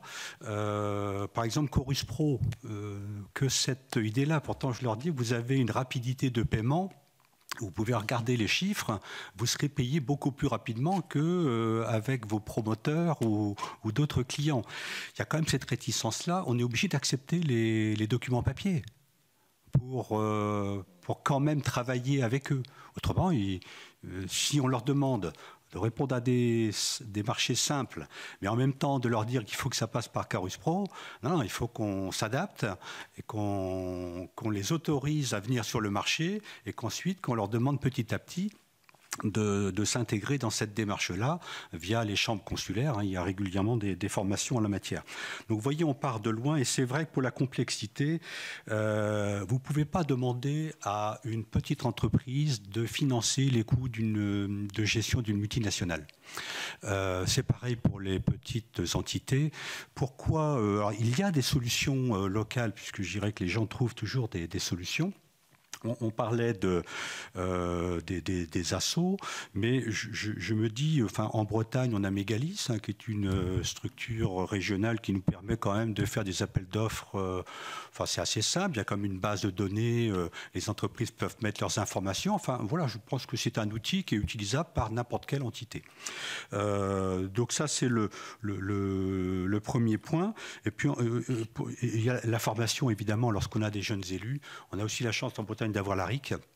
C'est une formation spécifique pour les élus. C'est vrai que là, les élus doivent passer par la case formation. La première année, de toute façon, il ne faut pas y couper.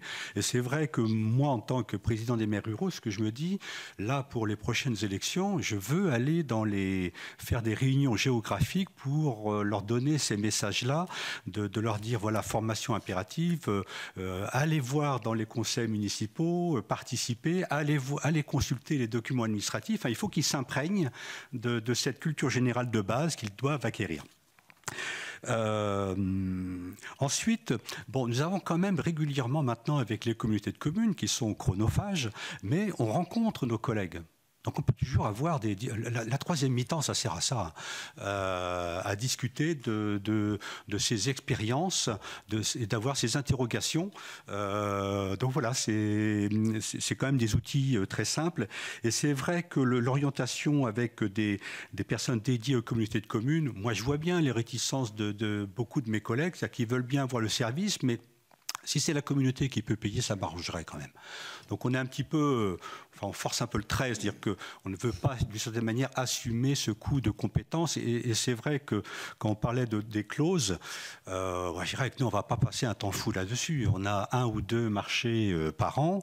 On ne va certainement pas apprendre notre bréviaire pour savoir comment on va faire. Ce n'est pas possible. Déjà, d'une part, nous sommes accaparés par le quotidien. Nous n'avons pas le temps pour ça, quoi. Je suis désolé, mais le législateur, dans sa très grande bonté, a oublié que nos journées font 24 heures et qu'on n'a pas le temps de s'occuper de tout. Et ensuite, on veut éviter de payer une complexité qui s'impose à nous. C'est ça un peu notre réalité. Quand on parlait de l'alimentation tout à l'heure, alors je vais être embêté, mais tant pis, je vais quand même vous le dire. Il y a quelques années, nous avions une cantinière avec surtout un objectif social. Nous avons embauché une cuisinière et nous avons mutualisé avec une commune d'à côté pour avoir 120 repas par jour. Donc maintenant, c'est une cuisinière temps plein. Donc nous avons augmenté le coût, puisqu'avant elle était à temps partiel. Maintenant, c'est un temps complet, puisque c'est évidemment le métier a changé. Et heureusement que nous avons travaillé avec la commune d'à côté pour pouvoir supporter ce coût financier. Ensuite, lorsqu'on doit faire nos achats, c'est sûr que la règle des achats, je ne pense pas qu'on la respecte. Par contre, mon objectif, c'est qu'on a une maraîchère qui s'est installée à côté sur la commune.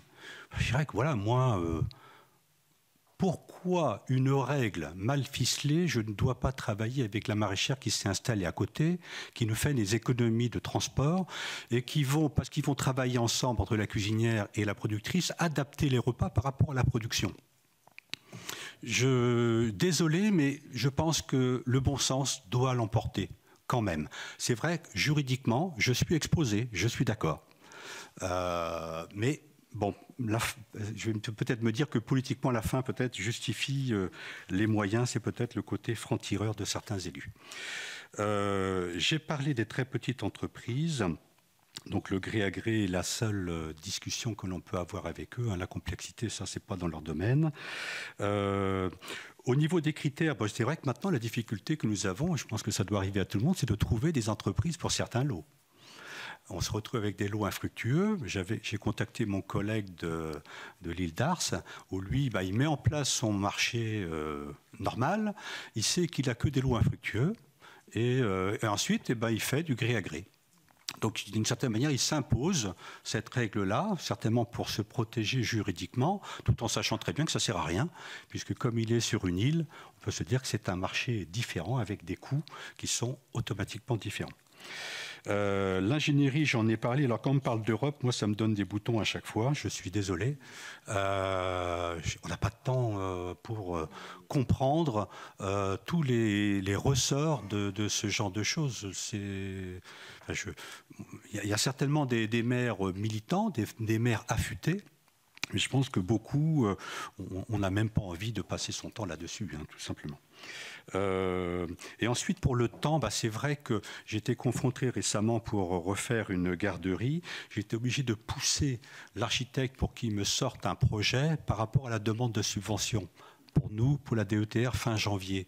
Donc le choix que j'avais, c'est soit il me sort quelque chose pour la mi-janvier, j'ai fait un conseil municipal exprès pour, soit j'attends un an.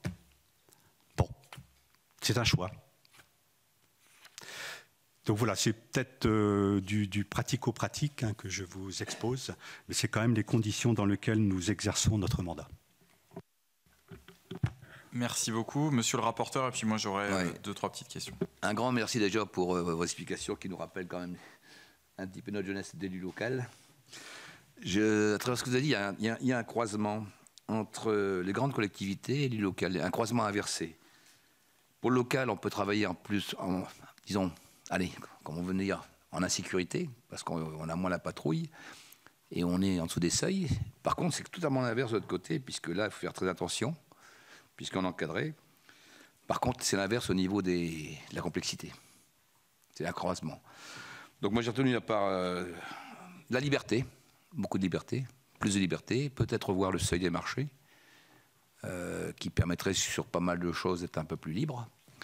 Et puis remettre dans le circuit, sans complexifier, des lois de proximité, enfin des éléments de proximité et environnementaux, pour retrouver, je dirais, une commande plus locale. Voilà à peu près, en gros, mais c'est très riche, il faudra un petit peu revoir tout ça, mais il y a quand même des choses qu'on savait un peu et qui, des fois, étaient un peu loin enfouies. Puis une chose aussi, je voudrais dire, on a parlé aussi des élus locaux. Je pense qu'en l'élu local et dans la bonne foi, il faudra une exception quand même, parce que quand on est au pénal, j'ai connu trop d'élus locaux accrochés au plafond ou pendus au crochet. Il était marqué, et l'enquête était très poussée, aucun enrichissement personnel. Il n'y a pas de carton jaune, c'est le rouge tout de suite. Inéligible, d'office. C'est beaucoup plus grave que quelqu'un qui est au coin de la rue qui a dealé. Et je trouve qu'il y a des élus qui ont été locaux qui ont été accrochés. Et c'est peut-être un axe qu'on doit regarder aussi, comment protéger quand même, dès l'instant que c'est la bonne foi, hein, on a le droit quand même à l'erreur. Et ça arrivé pour des élus jeunes, locaux, mais d'anciens aussi. 3 marchés de 40 000 sur 3 ans, 120 000.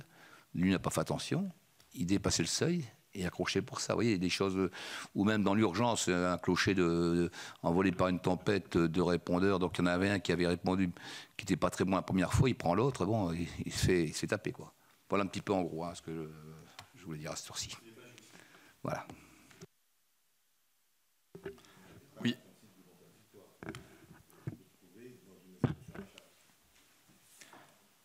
Moi, je souhaitais vous interroger sur 3 points, alors qui vont sans doute concerner davantage les collectivités les plus importantes en taille, notamment celles qui sont aujourd'hui visées par l'adoption d'un SPASER. Est-ce que vous pouvez nous faire un état des lieux aujourd'hui de cette montée en puissance qui est bien prévue par la loi, avec le seuil qui a été abaissé à 50 millions d'euros d'achats publics? Je souhaitais aussi vous interroger sur, vous l'avez un peu évoqué dans vos premiers propos, mais la définition fonctionnelle des besoins. On identifie cela très clairement comme un outil, et je pense pour tous les niveaux de collectivité, même si ça réclame une forme d'expertise, et du côté des élus évidemment, et du côté des services, mais comme un outil important pour demain être dans le bon achat, qui est peut-être aussi l'achat que nous ne ferons plus. Et je ne mets pas simplement ça sur le dos des contraintes budgétaires, c'est qu'au regard de la préservation des ressources aussi, il y a peut-être à réinterroger des actes qui étaient un peu automatiques. En tout cas, moi j'ai le témoignage de beaucoup d'élus dans les responsabilités que j'ai pu avoir sur le sujet de l'achat en la matière. Sur l'économie de la fonctionnalité, on en parle beaucoup là aussi dans le privé. Comment est-ce que les collectivités que vous représentez se positionnent ou non sur ce sujet-là? Deuxième grand enjeu qui est peut-être un peu absent de nos discussions aujourd'hui, mais qui me semble absolument fondamental, notamment dans la perspective d'élaboration à venir de nouvelles normes, de nouvelles lois, c'est le pilotage par la donnée. Ça, évidemment, un défaut, le premier défaut de mon point de vue de l'État, où on élabore des lois, on fixe des objectifs sans même savoir où nous en sommes. Au moment où nous adoptons la loi, l'exemple de la loi Egalim, 50%, 20% est assez éclairant. Est-ce que vous auriez, par l'intermédiaire de vos associations, aujourd'hui une idée des collectivités disposant de données plus ou moins précises, plus ou moins consolidées, par exemple sur les délais de paiement, sur le nombre d'offres reçues par marché publié, parce que visiblement la tendance est plutôt à une diminution du nombre d'offres, à une réduction de la concurrence. Ça a été identifié d'ailleurs dans un rapport de la Cour des comptes européenne. Sur les avances et les variantes, comment vos collectivités se positionnent ou non sur ces sujets. Là aussi, il y aurait probablement besoin au plan européen de clarifier les choses, mais les avances sont de nature à favoriser l'accès des TPE, PME, mais encore faut-il que les collectivités aient les moyens de le faire. Sur les variantes, ça peut là aussi offrir la possibilité, dans la logique du sourcing inversé, de pouvoir mobiliser des savoir-faire qu'on ne peut pas connaître, et je vous rejoins tout à fait, Monsieur Salaberry, qu'on ne peut pas connaître en temps réel. Sur les groupements momentanés d'entreprises, là aussi, moi je l'ai identifié, j'étais président d'instance de commande publique, à chaque fois on en faisait la promotion, c'est extrêmement laborieux, et on voit bien qu'il y a une difficulté et du côté de l'acheteur public et du côté de l'entreprise. Et puis dernier grand sujet, c'est sur le plan national pour les achats durables 2022-2025, on arrive au terme du PNAD. Est-ce qu'aujourd'hui vous avez une idée de la performance réalisée ou non par les collectivités au regard des objectifs fixés? Je vais en retenir 2. 100% de marché avec des considérations environnementales en 2025 et 30% de marché avec des considérations sociales, étant entendu que les considérations s'entendent de façon un peu plus souple que les clauses. Donc voilà, je voulais vous interroger sur ces points, et si jamais vous n'en disposiez pas, évidemment, on pourra poursuivre nos échanges en lien avec les questionnaires que vous avez reçus.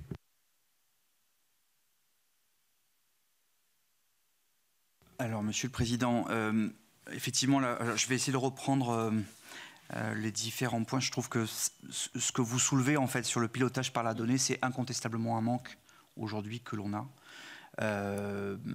Aujourd'hui, on ne dispose pas, par rapport à toutes les questions que vous avez posées, on ne dispose pas des différentes statistiques qui pourtant nous permettraient effectivement peut-être d'y voir un peu plus clair et d'avoir des éléments. Le nombre d'offres, alors diminution ou pas, alors là en l'occurrence ce sont des chiffres nationaux et c'est vrai, est assez dépendant en fait du secteur sur lequel vous vous trouvez. Par exemple aujourd'hui on voit avec beaucoup de satisfaction un plus grand nombre d'offres sur les marchés de bâtiments, puisque la crise de la construction fait qu'on retrouve un certain nombre d'interlocuteurs qu'on ne trouvait plus. Donc je pense qu'il faut peut-être regarder ces chiffres-là avec une vision peut-être un peu plus pluriannuelle, mais en tout cas on essaiera d'apporter vos éléments. Sur l'avance, je suis tout à fait d'accord avec vous. On aurait un aimant, ça me rappelle aussi les premières ébauches des paiements directs des sous-traitants qui avaient été mis en œuvre pour éviter que certains grands groupes fassent beaucoup de trésorerie. C'est un dispositif encore assez méconnu, pas si simple que ça à mettre en œuvre, notamment parce qu'il faut que ce soit prévu. Donc là, je pense que c'est là où aussi il faut se poser la question de qui doit donner les informations. On peut aussi à un moment ou à un autre se poser la question du rôle des CCI, par exemple, qui permettrait en fait, ou à travers les régions, par exemple, de venir en aide aux entreprises pour essayer de demander, parce que l'acheteur public, lui, notamment qui n'a jamais le droit de contacter qui que ce soit, une fois que la procédure est partie, vous savez qu'on s'oblige à un total isolement, on ne peut pas leur proposer de faire ça. Alors, et les mises en œuvre en cours de marché sont particulièrement complexes à mettre au point. Sur la partie des variantes, j'aimerais vous amener avec moi, enfin vous l'avez eu, à chaque fois je le demande, parce qu'on est là dans la créativité des entreprises. Et la difficulté que l'on a, c'est que qui dit variante dit systématiquement, c'est plutôt l'usage plutôt que là-dessus, c'est on se l'interdit pour des raisons de comparaison.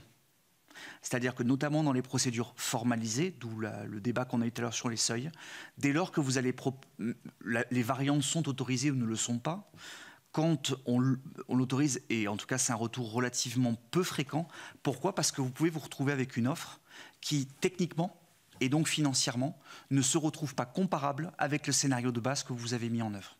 Et donc là, on empêche, d'ailleurs on parlait tout à l'heure de l'économie, la variante elle est très compliquée à mettre en œuvre dans les procédures formalisées, parce qu'on prend toujours le risque d'avoir, parce que le recours précontentieux, vous parlez de pilotage par la donnée, moi je suis pour moi convaincu en revanche qu'on a de plus en plus d'entreprises, y compris les plus petites, qui viennent demander des comptes, des classements, et dans certains cas, venir demander des comptes, pourquoi vous avez choisi un tel plutôt que moi, évidemment convaincu que leur offre est meilleure, avec des fois des jugements souvent sous la forme. Et donc la difficulté de la variante, c'est que pour moi c'est un vrai plus qui nous permettrait d'avoir un peu plus de marge de manœuvre sur l'expression du besoin, en laissant l'entreprise ou les entreprises pouvoir nous répondre de façon plus pertinente à ce qu'on a fait. Il n'y a pas de mal à cela, mais malheureusement, les acheteurs qui nous encadrent nous disent à chaque fois, monsieur le maire, vous allez vous retrouver avec deux offres qui ne sont pas comparables, donc il faut choisir toujours le modèle de base, enfin l'offre de base et pas les variantes. Sur les groupements momentanés d'entreprises, on en voit quand même de plus en plus. Ça fonctionne. Là aussi, on pourrait se poser la question de l'intérêt d'aider les entreprises à venir justement se réunir pour essayer de voir dans quelle mesure ils peuvent le faire. On le voit dans certains marchés de plus en plus. Donc on peut penser quand même que c'est quelque chose qui va peut-être prendre du temps, mais qui est un peu plus... enfin, qui à mon avis sur de bons rails, mais qui nécessite, là encore, je pense qu'avant 2020, il y avait quand même beaucoup d'actions macro qui permettaient en fait de mieux faire. Parce qu'en fait, une mairie, même quand on est dans une mairie, moi j'ai une mairie, on va dire intermédiaire à 47 000 habitants, c'est compliqué pour moi de dire, moi mon besoin d'achat c'est celui-là. En fait, on est surtout souvent dans une échelle plus départementale. Et donc là, je pense qu'il faut, à mon avis, se poser la question de l'intérêt peut-être des associations départementales d'élus qui permettraient de venir expliquer ce que vous venez de dire sur les GMES ou sur un certain nombre de points. Sur le pilotage pour la donnée, 2 points. Vous avez parlé, monsieur le rapporteur, de l'urgence. Je ne connais pour moi quasiment personne qui arrive à passer un marché dans le cadre de l'urgence. L'urgence, elle n'est jamais justifiée, alors, sauf dans certains projets nationaux à Paris, du côté de Notre-Dame de Paris, mais l'urgence, même dans certains cas, on a toujours du mal à le faire. Il y a sûrement un point technique à faire, parce que quand vous avez le clocher qui s'en va ou je ne sais quel autre, on est souvent très démunis par rapport à ça. Et dernier point sur lequel je voulais insister, et qui pourrait aussi être le pilotage par la donnée dont vous parliez, c'est la partie des pénalités. J'en ai un petit peu parlé dans mon propos introductif. Il est aujourd'hui très compliqué de sanctionner une entreprise. Je crois personnellement que dans la sanction, il n'y a pas simplement que le côté, parce que vous savez que les pénalités sont plafonnées, c'est heureux, on ne va pas demander à une entreprise de mettre la clé sous la porte, mais ces pénalités sont souvent très complexes à mettre en œuvre, on en a très peu, d'ailleurs je pense qu'on ne dispose pas forcément non plus de pilotage par la donnée du nombre de pénalités qui sont faites, et on se passe des informations entre élus, celui-là est bon, celui-là n'est pas bon, mais en sachant évidemment qu'on n'a pas le droit de s'en servir pour juger d'un marché public. Mais je pense qu'une des conditions de simplification, c'est aussi de mettre en face des responsabilités nos partenaires, nos opérateurs économiques par rapport au respect du cahier des charges.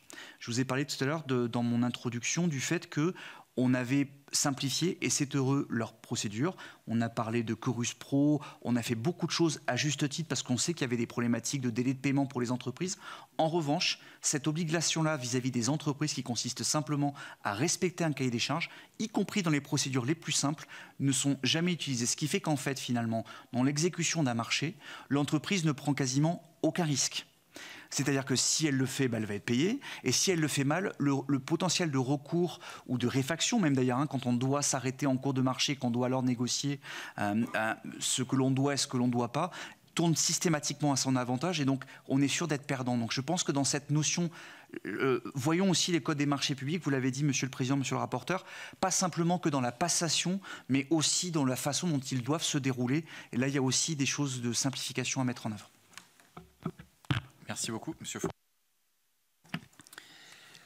Sur la donnée, en fait, au sein de la direction de la commande publique de Nantes, on a développé cette expertise chez un de nos acheteurs, enfin, un des agents qui est devenu l'analyste des données en lien avec la commande publique, dans lesquelles on va retrouver effectivement ce que nous donne notre système d'information financière, les marchés programmés, pas forcément ceux mandatés en cours d'année, donc on voit aussi tous les limites de nos outils existants. Sur les délais de paiement, on va avoir des indicateurs, un indicateur de suivi assez fiable.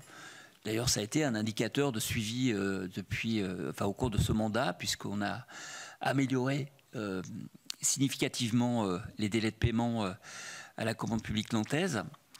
Et d'une façon plus générique, j'ai envie de dire qu'à France urbaine, l'ensemble des collectivités a des indicateurs, a des éléments d'information sur le suivi de la commande publique. Alors les uns et les autres, c'est un peu différent.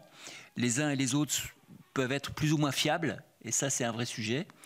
Si je reviens à la loi AGEC, dont on n'a pas beaucoup parlé, mais sur les obligations de réemploi de certains types de biens, c'est de la donnée, mais de la donnée des entreprises.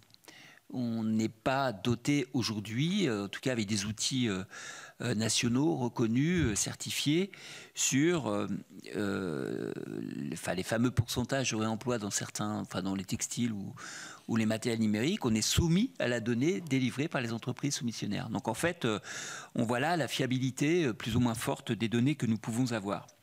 En tout cas, oui, nous avons pilotage à la donnée, je ne sais pas, mais suivi de nos réalisations. Et parmi ces réalisations, je vais revenir un instant sur le SPASER, puisqu'il concerne les collectivités de plus de 100 millions d'euros d'achat, ou 50 millions, pardon, le seuil a été descendu. Donc nous, à Nantes, on est à la deuxième génération du schéma de promotion des achats. Donc c'est vraiment un outil pertinent, d'abord pour écrire une doctrine des achats, c'est-à-dire écrire une doctrine politique, une stratégie politique, une politique tout simplement des achats responsables. C'est quoi? Ça veut dire quoi? Où est-ce qu'on met le curseur? Est-ce qu'on parle des marchés avec un souci de protection de la biodiversité? Est-ce qu'on parle des marchés en lien avec tous les services et matériels numériques, avec des taux de dépendance aussi? On peut avoir des indicateurs. Là, on se pose la question, y compris avec des réseaux de collectivités dont Nantes, sur le taux de dépendance aux services américains dans nos services numériques.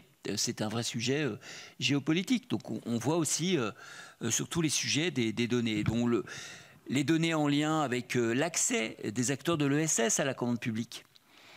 l'accès des acteurs, enfin des TPE, PME ou des entreprises du territoire. Tout ça, c'est des données qu'on a. Alors après, je reviens aux limites.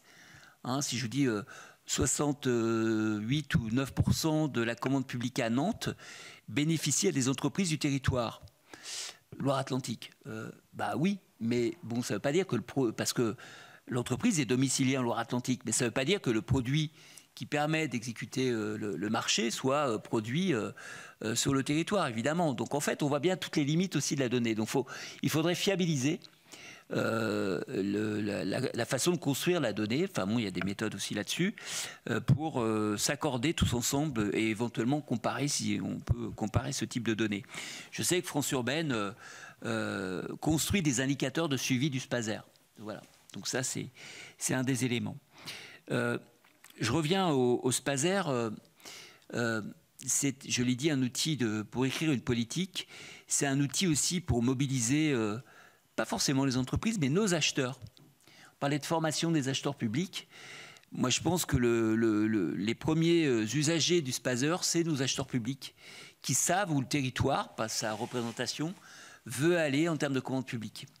Et donc ça, nous, on a formé environ 250 acheteurs et responsables de cellules de gestion. On s'est appuyé sur le SPASER. Voilà comment nous, on pose les sujets de nos achats. Donc, et ça, c'est extrêmement important. C'est extrêmement... Enfin, ça crée aussi une communauté d'acheteurs autour d'une vision politique, d'un cap qui est donné par les élus, puisque c'est des documents qui sont adoptés en assemblée. Et pour finir, en tout cas, sur cette dernière réponse sur la question du PNAD, oui, les objectifs qui nous sont fixés, 100% des clauses, des marchés closés au niveau environnemental d'ici 2026, je crois que c'est... Non, 2025, c'était ça. 2026. Bon, nous, on est à 70%. En 2023, j'entends, c'était les chiffres de 2023, donc ça nous semble faisable d'arriver au cap que nous étions fixés, de closer l'ensemble pour 100% de nos marchés sur la question environnementale. Sur le social, l'objectif est à 30%, on est à... C'est ça, hein, oui, 30%. Nous, on est à 18%, donc la trajectoire est bonne, elle va être peut-être un peu plus difficile. C'est vrai que sur les questions clauses sociales, on parle beaucoup des clauses, des heures d'insertion. On a plutôt l'indicateur du nombre d'heures, du nombre de marchés concernés. Juste, et je termine, on parle des marchés de plus de 90 000 euros pour ce qui est du suivi de ces deux indicateurs. Voilà pour ces éléments. Il y a d'autres sujets, les avances et tout, mais on formulera par écrit nos réponses. Merci. Monsieur Marivin. Deux petits points. Pour l'utilisation fonctionnelle, alors c'est vrai que la tendance naturelle est quand même d'acheter. Et c'est vrai que fondamentalement, utiliser des outils peu de temps dans l'année, j'ai toujours plutôt orienté vers la location, et notamment la location avec personne lorsqu'on n'a pas les compétences locales. Et donc, voilà, c'est une solution assez naturelle. Pour les pénalités de retard, alors on applique. Par contre, on met une somme raisonnable, c'est-à-dire qu'on diminue la valeur. On diminue la valeur pour l'appliquer. En l'occurrence, on propose en général plutôt 50 € par jour. C'est pour les intérêts de retard et c'est négocié, dire que l'entreprise qui a été correcte ou qui a des explications normales, eh bien, on va lâcher cet aspect. Par contre, ceux qui n'ont pas été respectueux de leurs engagements, nous appliquons la pénalité de retard et on leur dit merci à la fin. Mais je le fais de manière assez simple et transparente, c'est que lorsque l'on a la première réunion du chantier, et bien là, il y a une explication et je leur dis. Nous allons appliquer les intérêts de retard, donc on les a réduits volontairement pour pouvoir les appliquer, à bon entendeur. Ça marche. Merci beaucoup. Est-ce qu'il y a d'autres souhaits d'intervention de la part des collègues? Monsieur le rapporteur? Non, très bien. Écoutez, nous vous remercions une nouvelle fois très chaleureusement pour votre présence et votre contribution. Nous aurons l'occasion de rééchanger, notamment dans le cadre des questionnaires que vous avez reçus. Merci par avance et n'hésitez pas si dans les semaines qui viennent, nous allons travailler jusqu'à la fin du mois de juin, il y avait des cas emblématiques, des points particuliers d'attention complémentaires à ceux que vous auriez déjà transmis, à nous le faire savoir. Nous restons à votre disposition. Merci.